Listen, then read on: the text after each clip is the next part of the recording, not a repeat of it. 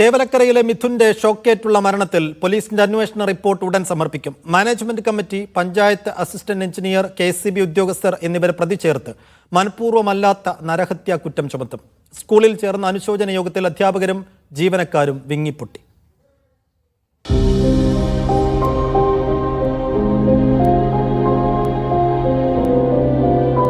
കണ്ണുകലങ്ങാതെ ആർക്കും തന്നെ മിഥുനെ ഓർത്തെടുക്കാൻ കഴിഞ്ഞില്ല. മാനേജർ മുതൽ ജീവനക്കാർ വരെ മിഥുനെ അനുസ്മരിച്ചപ്പോൾ വിങ്ങിപ്പൊട്ടി. അമ്മയെന്ന് ചേർത്തപ്പോഴും ഒരു വിളിക്കാറുണ്ടായി.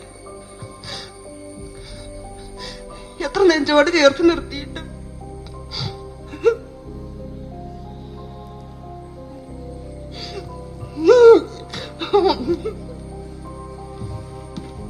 എന്റെ അച്ഛനും അമ്മയ്ക്കും കുടുംബങ്ങൾക്ക് ഒരു ശക്തി കൊടുക്കണമെന്ന് പ്രാർത്ഥിച്ചുകൊണ്ട് അമ്മയുടെ സ്ഥാനത്ത് നിന്ന് ചിന്തിക്കുമ്പോൾ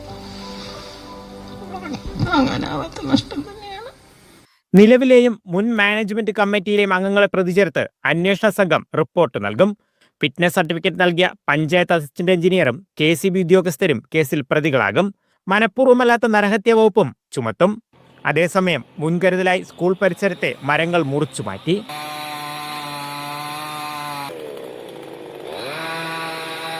കുട്ടികളെ ഉൾപ്പെടുത്തി അനുശോചന യോഗത്തോടെ നാളെ സ്കൂൾ തുറക്കും.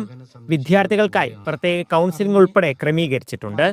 മീഡിയ 1 കൊല്ലം.